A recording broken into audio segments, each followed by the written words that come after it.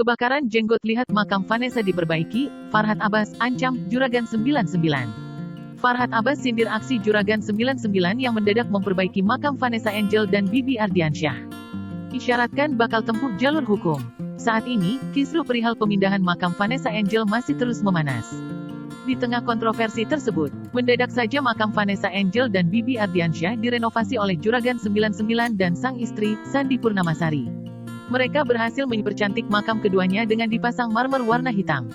Aksi Juragan 99 dan Sandi Purnamasari itu pun menuai banyak pujian dari khalayak ramai.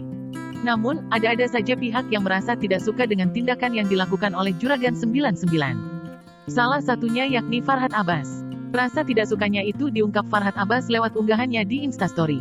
Farhad Abbas menilai seharusnya Juragan 99 tidak asal memperbaiki makam Vanessa dan Bibi. Apalagi mengingat makam Vanessa Angel sebentar lagi akan dibongkar dan dipindahkan.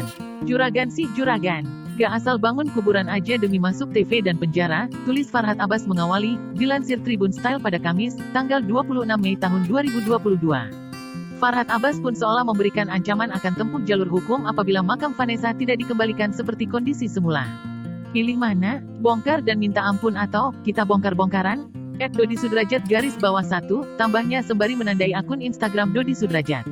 Tak sampai di situ, Farhad Abbas juga menyentil keluarga Haji Faisal yang disebutnya sebagai mertua konten.